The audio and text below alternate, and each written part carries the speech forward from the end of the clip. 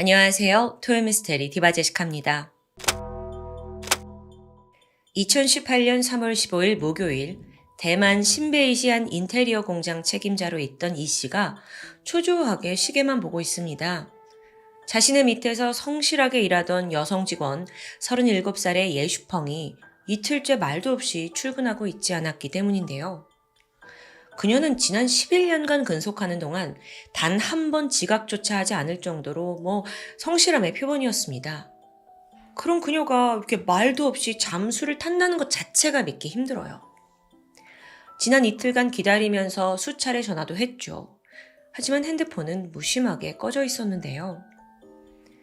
결국 이 씨는 혹시 사고가 났나 싶어서 비상연락망을 뒤졌고 예슈펑의 오빠 예지상에게 전화를 겁니다. 동료인데요. 동생분이 회사를 이틀간 안 나왔어요. 연락도 없고요. 그런데 이때 오빠의 반응이 상당히 퉁명스럽고 막 귀찮다는 식이에요. 걔요? 걔 마라톤 대회 나갔어요? 괜한 걱정 마세요. 뭘 그런 걸로 전화까지 해. 아니 남매가 평소 가깝지 않은 사이였다면 그럴 수도 있을 것 같아요. 어쨌든 하루를 더 기다렸고 3일째가 되는 날까지도 예슈펑은 모습을 드러내지 않았죠. 근데 이 씨가 곰곰이 생각할수록 좀 상황이 석연치 않습니다. 일전에 예슈펑이 지나가듯이 마라톤 대회에 관심 있다 언급한 적이 있어요. 그런데 보통 마라톤은 평일이 아니라 주말에 열리지 않나요? 게다가 대회 나간다고 회사에 3일씩이나 빠지는 게 어딨냐고요. 찜찜한 마음이 들었던 이 씨가 문득 예전에 예슈펑과 함께 그 대회를 준비한다던 퇴사한 직원에게 전화를 걸게 됩니다. 그리고 물었죠. 마라톤 대회 일정이 언제야? 그런데 그 직원이 하는 말이 그거 이번 주 주말이에요. 순간 이 씨는 예슈펑의 신변에 분명 문제가 생겼다라는 걸 직감했어요. 그리고 급히 경찰에 실종 신고를 접수했죠.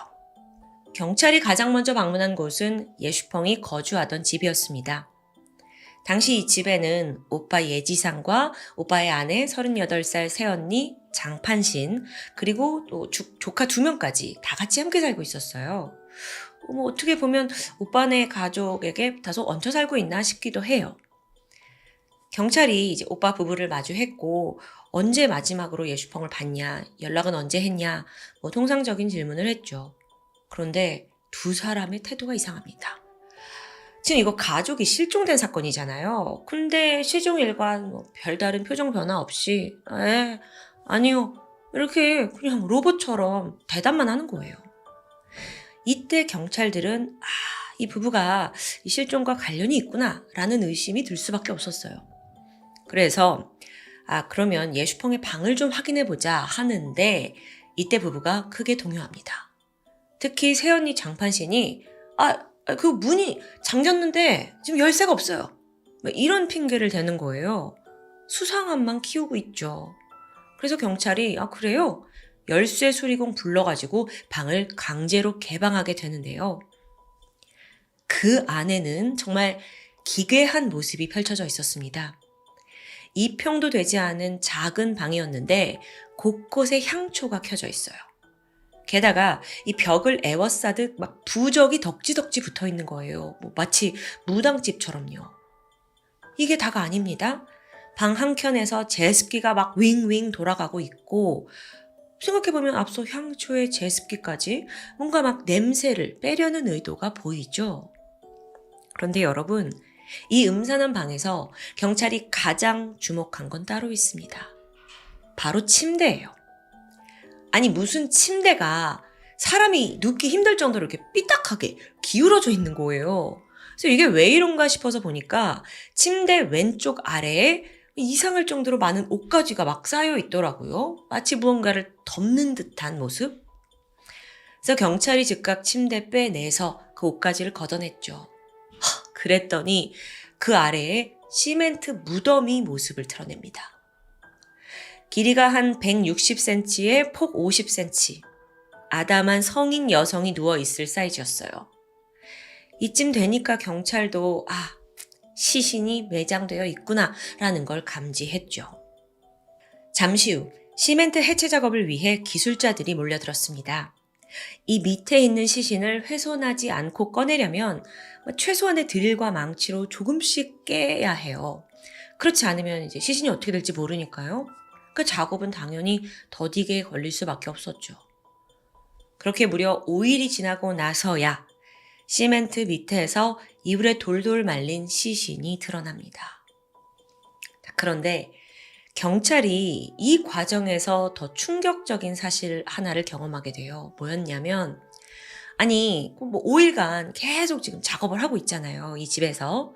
근데 그 같은 공간에 있는 부부가 놀라는 기색이 없어요. 그리고 심지어 태연이 와가지고 뭐하나, 어디까지 했나, 막 구경을 하고요. 또 한쪽에서 밥도 먹습니다. 태연하게.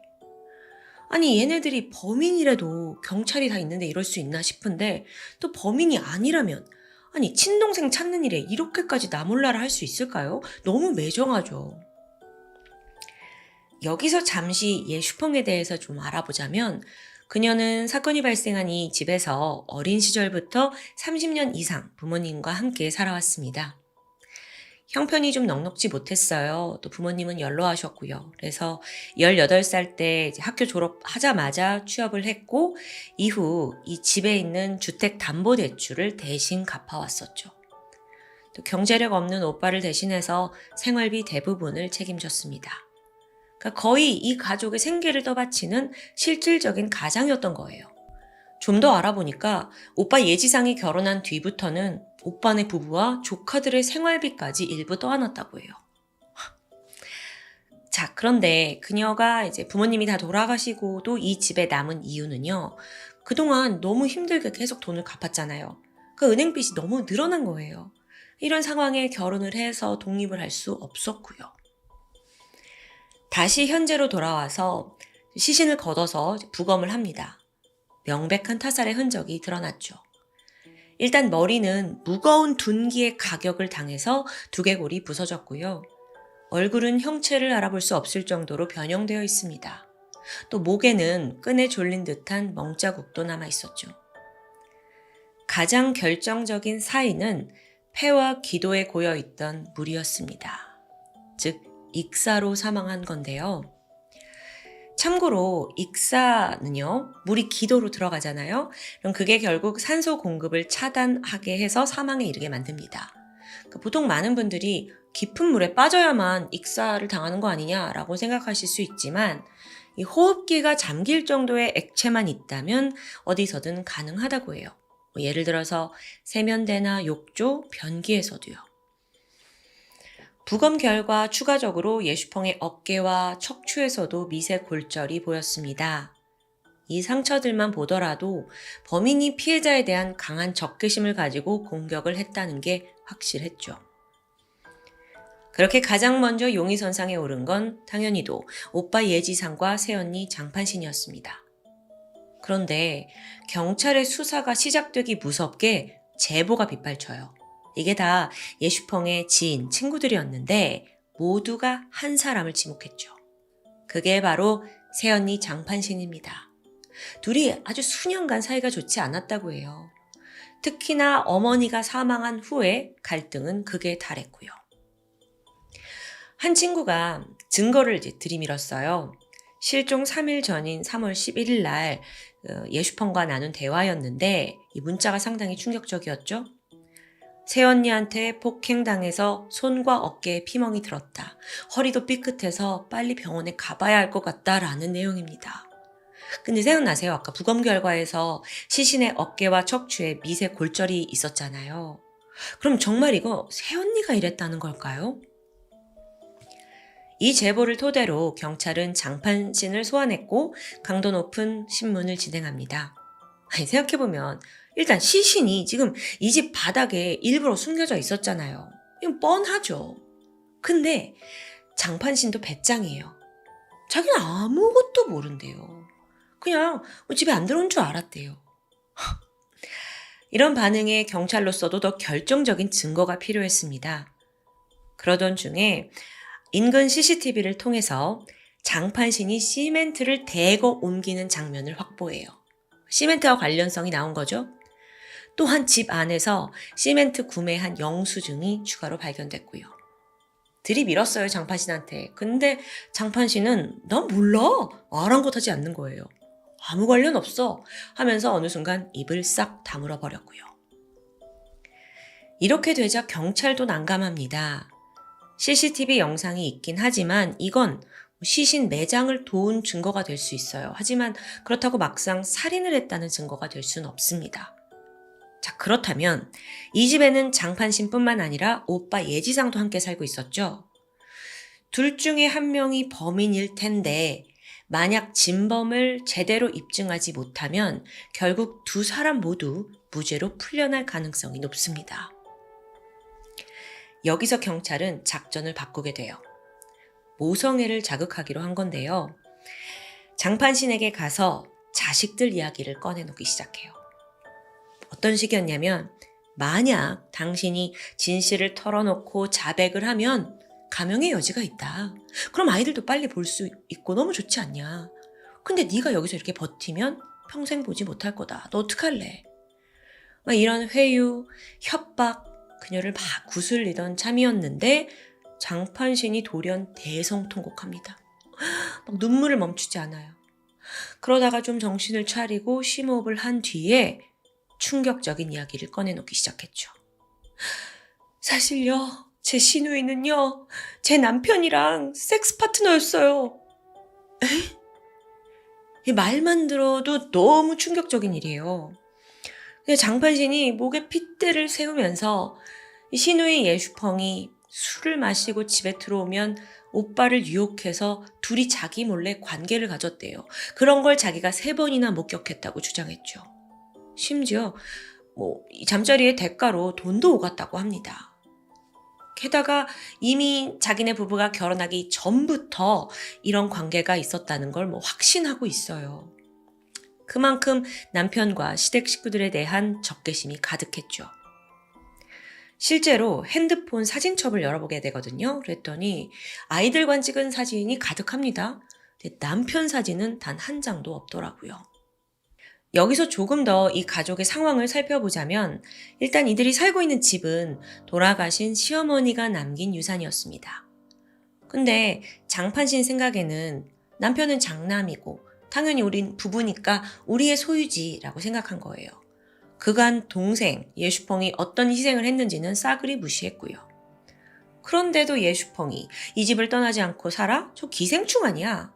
빌부터 산다고 여겼습니다. 그리고 그 이유조차 오빠와의 성관계 때문이라고 믿었죠. 사실 그녀가 시동생을 괴롭힌 건 하루 이틀이 아니에요. 이 친오빠와의 부적절한 관계라는 믿음에서 온갖 방법으로 예슈펑을 못 살게 굴었어요. 예슈펑은 이제 직장 생활을 하니까 잘 때 자고 또 아침에 일어나야 되잖아요. 근데 밤에 이제 자러 들어가면 장판신이 일부러 막 방문 3개 쾅 닫아버리고 냉장고 변기 뚜껑까지 쾅 닫으면서 수면을 방해합니다. 또 거실에서 밤새도록 TV 틀어놓고 막 크게 틀어놓고 막 깔깔깔깔 거리고 웃기도 하고요. 워낙 예슈펑이 이제 성격이 좀 온순하고 착해서 처음에는 잘 참았어요. 근데 잠을 못 자겠는 거야. 상황이 악화되니까 결국 자신만의 소심한 방식으로 불만을 표출해요. 냉장고에다가 문 좀 살살 닫아주세요 라는 쪽지를 붙였거든요. 이걸 본 장판신이 분노합니다. 이 집의 주인이 난데 저 더럽고 문란한 기생충한테 내가 무시당했구나 라고 여기는 거예요. 두 사람의 갈등은 점점 깊어져 갔죠. 그게 처음에는 말다툼 정도였지만 점점 몸싸움으로 번지는데 거의 장판신의 일방적인 폭행에 가까웠습니다. 막 화나면 풀릴 때까지 막 주먹질, 발길질 하고요. 거칠게 물건을 집어던지는 일도 흔했습니다. 이걸 어떻게 다 당하고 살아요. 그러다 보니 예슈펑의 몸에 온갖 멍과 상처가 없어지는 날이 없었죠. 결국 3월 11일입니다. 참다 못한 예슈펑이 장판신의 친정에다가 전화를 걸어요. 그러면서 여태까지 자기가 당한 일을 막 폭로하면서 항의를 했죠. 아무래도 예슈펑은 지금 자기 친부모님들이 안 계시잖아요. 그러니까 주변에 뭔가 좀 나이가 있는 어른들이 이 이야기를 들으면 나를 지켜주지 않을까 생각했던 것 같아요. 그런데 이 소식이 당연히 장판신에게 들어가겠죠? 그녀는 더욱더 화가 났어요. 왜냐하면 이걸 어떻게 해석하냐면 이 애가 지금 내 친정까지 무시하고 모욕하는 거 아니야? 네가 어디 감히 우리 친정에 전화를 해? 비치고 팔짝 뜁니다. 그날 오후 장판신은 씩씩거리면서 예슈펑을 거칠게 넘어뜨렸어요. 그때 예슈펑의 왼쪽 어깨에 금이 갑니다. 이어서 쓰러진 그녀를 발로 짓밟고 보이는 대로 폭행했죠. 이래도 분이 풀리지 않았는지 잠시 후에 장판신은 내가 칼로 막 너를 다 갈기갈기 찢어 죽일 거다. 그렇게 날뛰고 있었어요. 진짜 곧 무슨 일이 날 것 같았죠? 그런데 순간 문이 열리면서 엄마 저희 왔어요. 아이들이 집에 들어온 거예요. 애들 앞에서 지금 시누이를 때릴 수 없잖아요. 상황은 일단락됩니다. 하지만 여전히 지금 이 분노가 풀리지 않은 상황에서 장판신은 이 분노가 쌓이고 쌓여서 살해 욕구로 이어져요. 그리고 그날부로 3일간 때를 기다리면서 집에 단둘이 있기만을 기다렸죠. 3월 14일 아침 8시입니다. 드디어 남편과 아이들이 모두 외출했고 이 집에는 장판신과 예슈펑만 남아 있었어요. 예슈펑은 당시 출근을 하려고 샤워를 하던 중이었는데 장판신 이제 딱 마음 먹습니다. 마음을 죽이기로 단단히 마음 먹었어요. 그래서 예슈펑이 샤워를 끝내고 나오자마자 머리채를 잡고 그냥 바닥에 내동댕이 칩니다. 그리고 등에 올라가더니 준비한 테이프로 목을 조르려고 했어요. 근데 이게 당시에 머리카락이 샤워하고 막 나와가지고 많이 젖어 있었잖아요. 그러니까 테이프가 막 미끄러지는 거예요. 그러자 장판신은 재빨리 다른 방법을 선택했습니다. 보니까 옆에 5kg짜리 아령이 있었어요. 이걸 집어 들더니 그대로 머리에 내리쳤죠. 이런 공격을 받은 예슈펑은 정말 살기 위해서 내가 잘못했다, 미안하다 막 애원을 했지만 장판신에게는 그녀가 죽어야만 끝나는 상황입니다. 아령으로 공격을 계속했고요. 결국 피가 막 거실 바닥에 흩뿌려졌어요. 어느 순간 예슈펑은 더 이상 미동이 느껴지지 않았죠. 이때 장판신은 개운하다는 듯이 일어나더니 콧노래를 부르면서 욕실로 갑니다. 이제 수건 가져와가지고 피 닦아내고 시신을 유기할 생각이었어요. 그런데 순간 뒤에서 희미한 신음소리가 나요. 하면서요.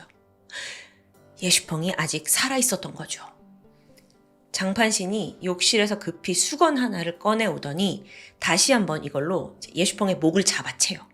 그리고 그 채로 화장실로 끌고 갔고요.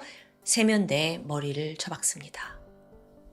이어 예슈펑은 팔을 몇 번 휘젓긴 했지만 1분 정도 지나자 결국 몸이 축 늘어집니다. 그렇게 그녀는 새언니의 손에 끔찍한 최후를 맞이하고 말았죠. 이제 장판신에게는 시신 처리가 남아 있습니다. 한참을 고민하고 있었는데 순간 몇 년 전에 본 홍콩 영화 한 편이 떠올랐어요. 돈 문제로 이웃끼리 싸우다가 한 명을 죽이고 집 안에다가 시멘트로 매장하는 내용이었거든요. 나도 그렇게 하면 되잖아. 곧장 생활용품점에 가서 1kg짜리 시멘트 10포대를 구매해요. 그리고 예슈펑의 방으로 시신을 끌고 가서 눕혀놓고 그 위에다가 그냥 시멘트를 부어서 덮은 거예요. 근데 예상과 다르게 시멘트 10kg으로는 몸을 다 덮기에 너무도 부족했습니다. 이거 다 안 되겠구나. 일단 방문 닫아놓고요. 이후 그녀는 이틀간 2차례에 걸쳐 20포대의 시멘트를 추가로 구매합니다. 그리고 이제 아이들과 남편이 다 집에 없는 시간을 이용해서 계속 시멘트 작업을 한 거예요.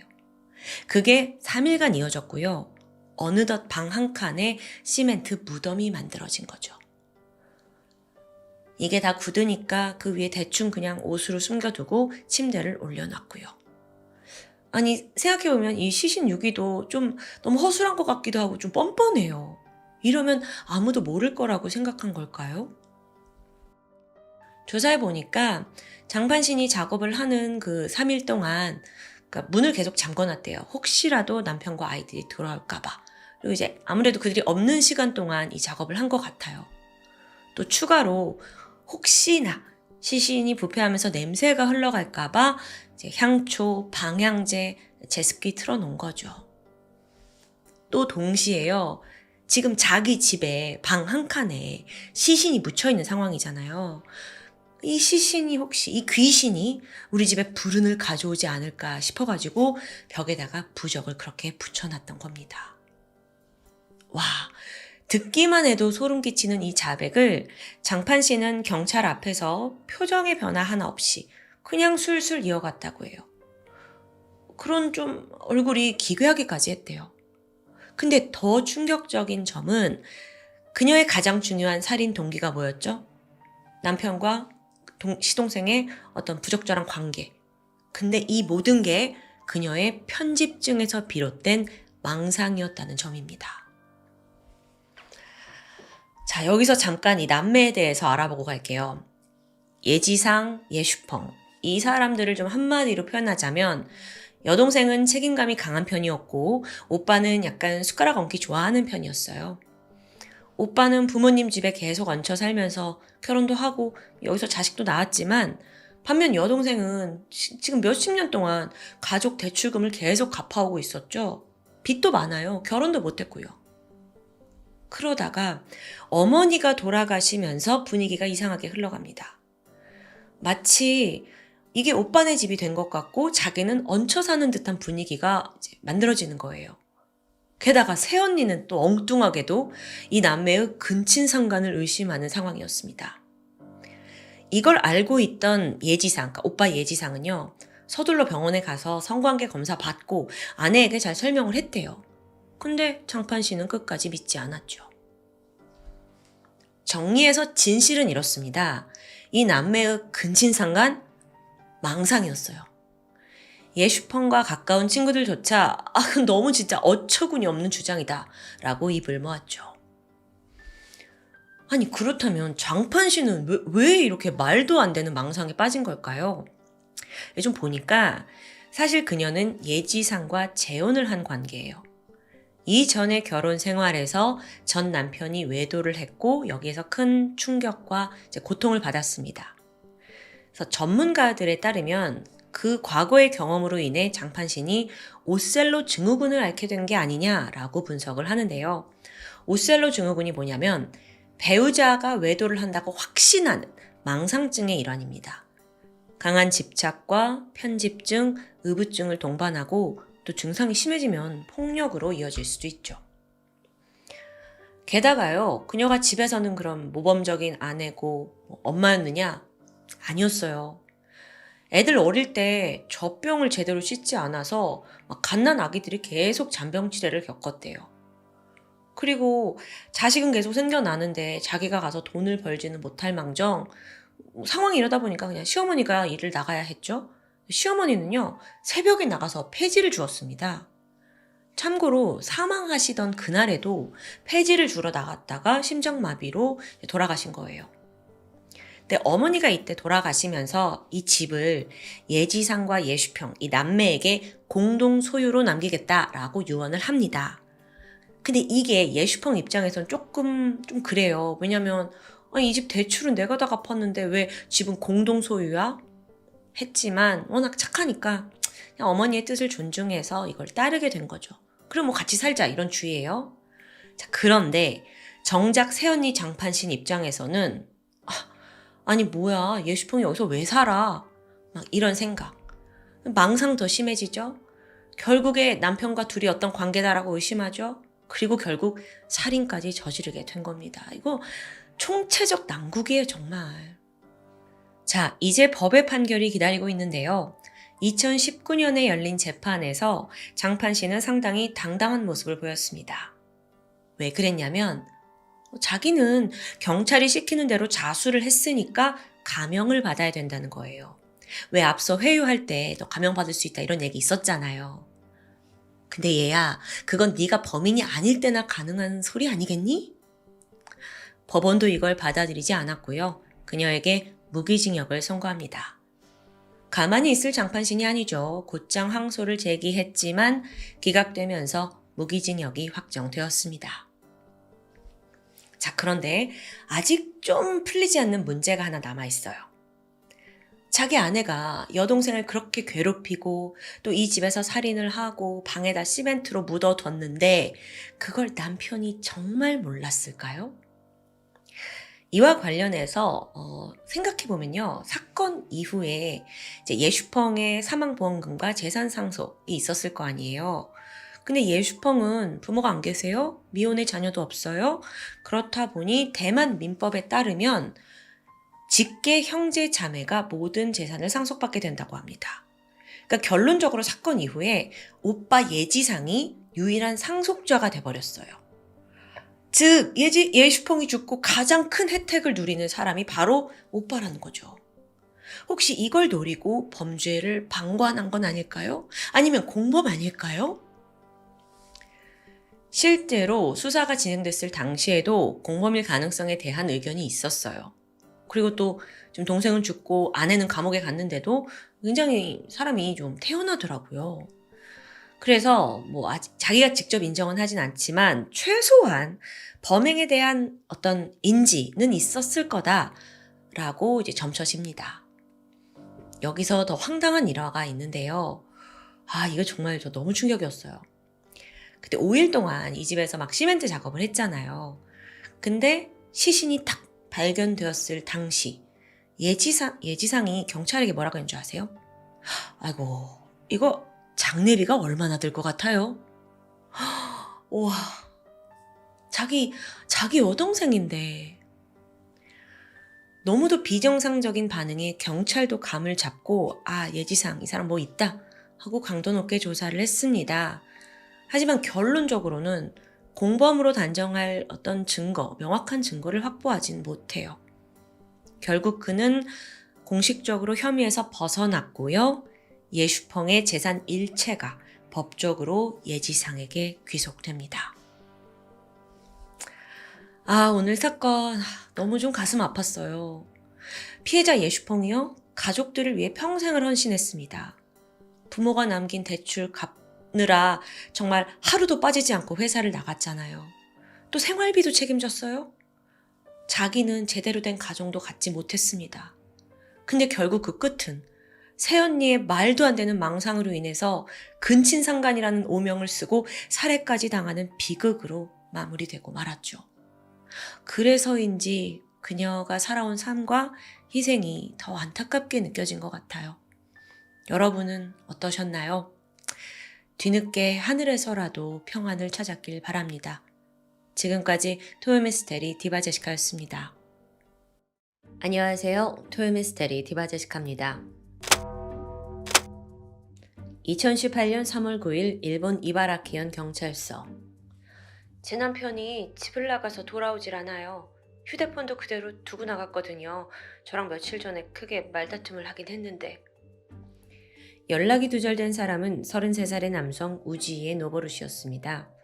아내와 수년간 결혼을 이어오고 있고 또 그들 사이엔 3명의 자녀도 두고 있어요.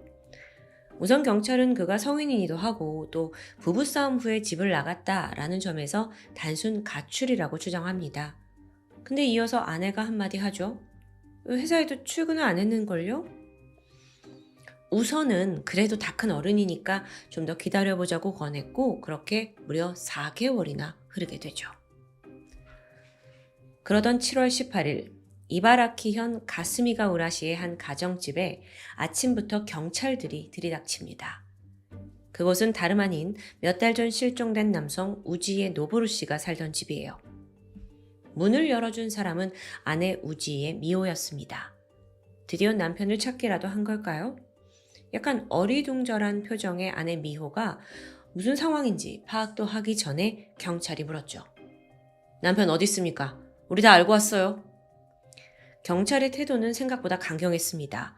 그리고 여기서 그 미호의 눈빛이 순간 흔들려요.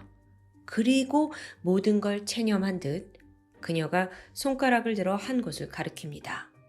집 안이에요. 아니, 지금 4개월째 실종 중인 남편이 왜 집 안에 있냐고요. 하지만 경찰은 예상했다는 듯 안으로 들이닥쳤죠. 우선 아내 미호는 지난 3월 9일에 실종 신고를 했었어요. 그리고 그로부터 불과 20일이 지난 28일부터 수상한 움직임이 포착됐습니다. 아내가 이혼 신고서를 바로 시청에 제출했더라고요. 상식적으로 새 아이의 아빠이자 이 집의 가장이 지금 행방불명된 상황에서 이렇게 빨리 이혼 신고한다? 좀 이해하기 어렵습니다. 게다가 사실 실종 신고가 접수된 후에 그녀의 진술도 좀 어딘가 오락가락했어요. 처음에는 남편이 휴대폰을 두고 갔다라고 하더니만 나중에는 다시 보니까 가지고 갔더라.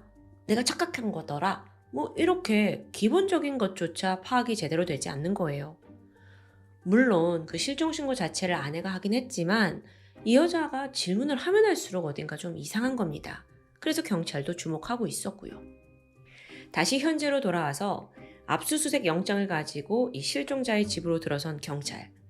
아내 미호가 가리킨 곳은 겉으로 봤을 땐 평범한 그냥 일본식 미닫이 옷장입니다.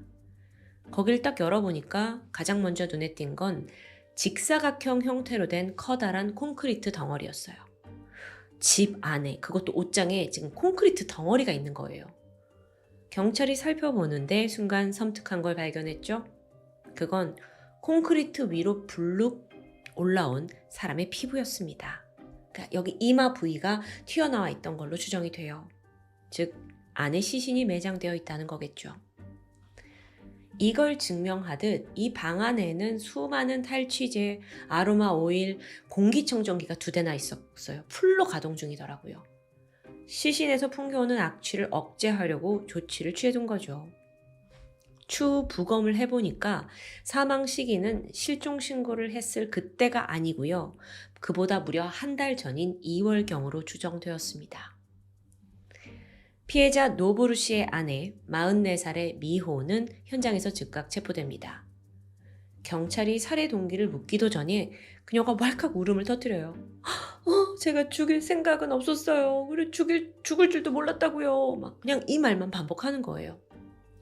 그녀에 따르면 남편 노보루는 유독 술을 마시고 집에 돌아올 때면 막 폭력적으로 변했대요. 벽에다 주먹 치고 선풍기 던지는 행동도 서슴지 않았고요. 그런 남편의 폭력에 자기뿐만 아니라 아이들까지 다칠까봐 전전긍긍 하던 중에 어느 날 미호는 술에 취해 곤히 잠든 남편을 보고 살인 충동이 들끓게 됩니다.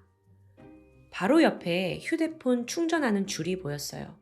그래서 바로 그 줄로 자고 있는 남편의 목을 졸라 살해했다고 진술했죠. 여기까지 들어보면요. 분명 남편에게도 어느 정도 과실이 있어 보입니다. 폭력적이었다면요. 그래서 경찰이 이 노브루 씨가 진짜 그런 성향이 있었는지 주변 사람들은 탐문해요. 한 명 한 명 찾아가서 조사를 하는데 마침 이때 노브루 씨의 전 직장 동료에게서 의미심장한 진술이 나옵니다. 옛날에 그 노브루 씨가 한번 머리에 부상을 입고 출근한 적이 있었어요. 라고 하는 거예요. 자기도 좀 부끄러워하는 눈치였대요. 딱 보니까 누구한테 맞은 거죠. 그렇다면 이건 아내의 주장과는 정반대 증언인데요. 물론 부부 사이는 부부밖에 모릅니다. 미호가 정말로 가정폭력에 시달렸을 수도 있어요. 하지만 평소 그녀가 난 남편의 폭력 때문에 너무 힘들다 라고 말을 한 적은 없어 보입니다. 한편 미호 쪽 주변 사람들은 절대로 그녀가 남편을 죽였을 리 없다라고 믿지 못하는 태도였어요. 일단 이 부부에게는 12살 장녀, 4살 쌍둥이 아들 둘이 있습니다. 총 3이요. 이 세 아이의 엄마로서 미호는 언제나 헌신적이고 또 씩씩한 사람이었다고 말합니다. 평소에 자전거를 타고 이제 동네를 잘 돌아다녔는데 그 와중에 막 이웃 사람들한테 안녕하세요 막 서글서글 인사도 건네는 아주 성격 좋은 이웃이었죠. 또 애들 행사에도 빠지지 않고 참여하는 열혈 학부모였습니다. 비록 그녀가 덩치가 좀 크고 목소리도 걸걸하게 큰 편이라서 어딜 가나 쉽게 눈에 띄긴 했다고 해요. 그러다 가끔 아이들이나 남편에게 버럭 화를 내고 또 명령조로 말하는 모습도 발견되긴 했지만 그게 뭐 너무 과하다거나 강압적인 수준까진 아니었다고 합니다. 자, 그런데 이 집에는 부부 말고도 아이들이 있어요. 비록 아직 나이가 어리지만 12살 장녀는 무언가를 알고 있지 않을까요? 사실 이 사건에서 너무도 가슴 아픈 대목이 바로 여기입니다. 노보루 씨가 사망한 2월 중순부터 사체가 발각된 7월 중순까지 세 아이들은 무려 5개월간 아빠 시체와 한 집에서 살았던 거잖아요. 이것도 너무 끔찍한데 진짜 충격적인 건 지금부터 드러납니다. 앞서 미호가 시청에다가 이혼신고서 제출한 거 기억하시죠? 이혼신고서는 보통 남편과 아내 모두의 서명이 들어가야 합니다. 근데 당시 노보루 씨는 이미 사망한 상태잖아요? 그래서 그의 서명란에는 제3자의 필체가 남겨져 있었거든요. 근데 경찰이 이걸 분석한 결과 바로 첫째 딸의 필체였습니다. 차라리 이 장녀가 뭣도 모르고 그저 엄마가 시키는 대로 서명을 했다면 그나마 다행입니다. 하지만 아니었어요. 알고 보니 엄마 미호는 이 첫째 딸을 살인사건에 아주 적극적으로 가담시켰더라고요. 딸의 증언에 따르면 엄마는 평소 딸에게 아빠에 대한 불만을 하염없이 쏟아냈어요. 내가 니네 아빠랑 결혼한 것부터 문제야. 니네 아빠는 골칫덩어리야. 니네 아빠가 우리 다 망쳐놓을 건가 봐. 아우, 나 저 인간 진짜 꼴보기 싫어. 내가 떠나야지. 이렇게 불평을 막 늘어놓잖아요. 그리고 나서 엄마가 항상 하는 말이 있었죠. 너도 보육원에 갈지 아니면 엄마를 도와줄지 네가 선택해. 어렸던 딸은 엄마에게 미움을 받거나 혹은 가족과 떨어져 사는 게 너무 두려워요. 그래서 결국 어쩔 수 없이 엄마를 돕게 된 겁니다. 그리고 이 도움이라는 건 아빠를 살해하는 일이었죠. 미호는 사실 남편을 죽이기 전에 꽤 오랫동안 기회를 엿보고 있었습니다. 그리고 그 과정에서 딸한테 가서 아빠 자고 있는지 확인해봐. 이렇게 몇 번이나 지시를 했다고 해요. 또 어쩔 때는 그냥 계단에서 아빠를 밀어버리라고 제스처를 보내기도 했고요. 병으로 아빠 머리를 내리치라고 요구하기도 해요. 이게 12살 된 딸한테 할 말인가요?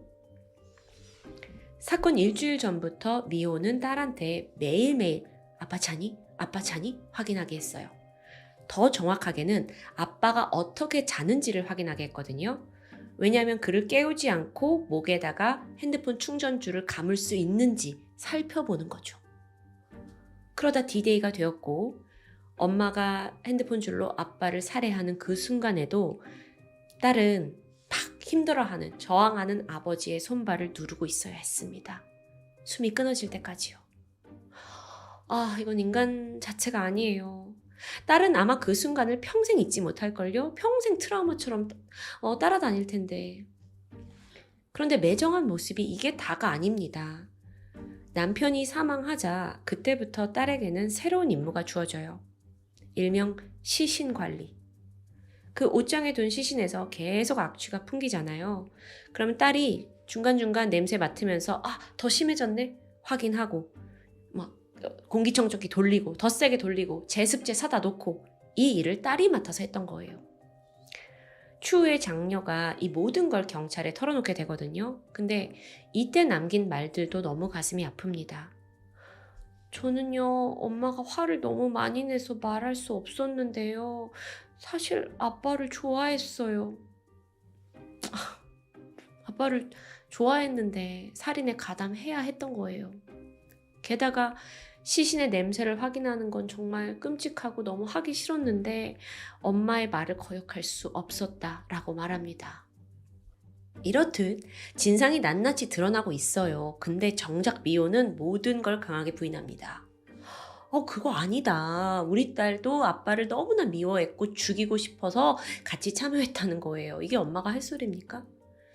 이쯤 되니까 미호라는 여자가 도대체 어떤 사람인지 좀 궁금해지는데 조사해보니까 가정사에 다소 특이한 점이 있었어요. 미호에게 사망하게 된 노보루 씨, 이 남편은 사실 그녀의 세 번째 남편이었습니다.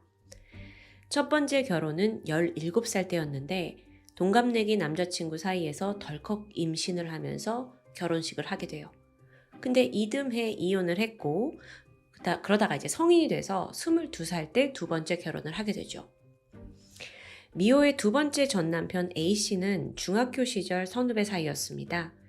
성인이 돼서 우연히 만나서 이제 사귀게 된 건데 당시 남자 쪽 부모님은 미호와 교제, 결혼 다 반대했어요. 그게 단지 미호가 어렸을 적 이혼을 한 전적이 있다 때문만이 아니었거든요. 왜냐면 사실 이 둘이 중학교 동창이라고 했잖아요. 그러니까 이 부모님은 어릴 적부터 미호라는 애가 어떤 애인지 너무도 잘 알고 있었기 때문입니다. 미호는 소위 학교에서 날라리 양아치였습니다. 학교 빼먹고 매일 동네 골목에 죽치고 앉아가지고 담배 피고 시간을 보내요. 애들 돈 뺏고 또 나이답지 않게 막 진하게 화장을 하고 다녀서 어른들이 눈살을 찌푸린 적이 한두 번이 아니죠. 그러다가 17살 때 덜컥 임신을 하더니 아예 고등학교도 안 갔어요. 즉 중졸인 거죠. 전 남편 A씨의 부모님은 이 모든 과거를 알고 있는데 어떻게 아들의 여자친구 또는 며느리로 반기겠냐고요. 하지만 무슨 운명의 장난인지 미호가 또다시 임신을 합니다. 그 덕에 결국 둘은 어쩔 수 없이 결혼을 하게 됐고요. 부모님의 예상대로 걱정대로 이들의 결혼 생활은 불안했습니다. 미호는 아이를 제대로 돌보지 않고 방치해요. 근데 그러면서도 애 옷은 꼭 비싼 브랜드를 입혀야 한다면서 아주 사치스럽고 멍청한 고집을 피우고 있었죠.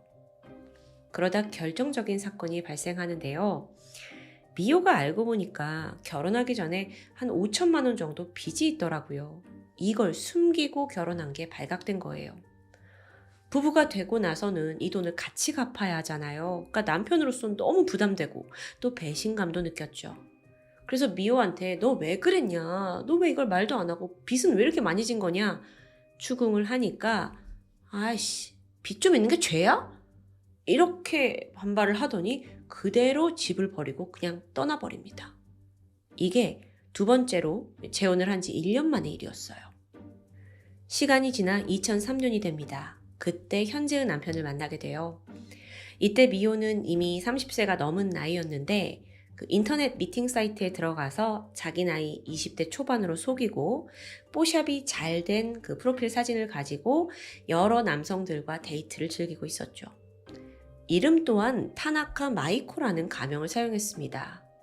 그러다가 걸린 남성이 11살 연하의 노보루 씨였던 거예요. 도대체 어떻게 구워 삶았는지 모르겠지만 그래도 이 둘이 한 1년간 교제를 했고 2014년 7월부터 이바라키현에서 동거를 시작하게 돼요. 그러다 얼마 지나지 않아 미호가 슬슬 발동을 겁니다. 심각한 얼굴로 이 노보루한테 말했죠. 자기, 나 임신했어. 노보루 씨는 너무 기뻐했고 당연히 내가 이 아기를 책임져야 한다. 우리 아이다. 라면서 결혼을 결심하게 된 거예요. 그리고 망설임 없이 미호와 혼인신고를 했죠. 하지만 사실 이번 임신은 거짓말이었습니다. 미호는 어쩌면 지난 2번의 경험으로 인해서 임신이라는 단어만 나와도 남자는 결혼을 해준다 라고 인식한 듯해요. 그러니까 수단으로 쓴 거죠. 어쨌든 결국엔 임신이 아니었다라는 게 들통이 났죠. 근데 그럼에도 노보루 씨는 미호를 받아주었고요. 다행히 얼마 후에 두 사람 사이에 진짜 아이가 생겨납니다. 눈에 넣어도 아프지 않을 그 첫째 딸이었어요. 뒤이어 쌍둥이 아들까지 품에 안았죠. 마침내 안정적인 결혼 생활이 계속되나 싶었지만 위기가 찾아옵니다.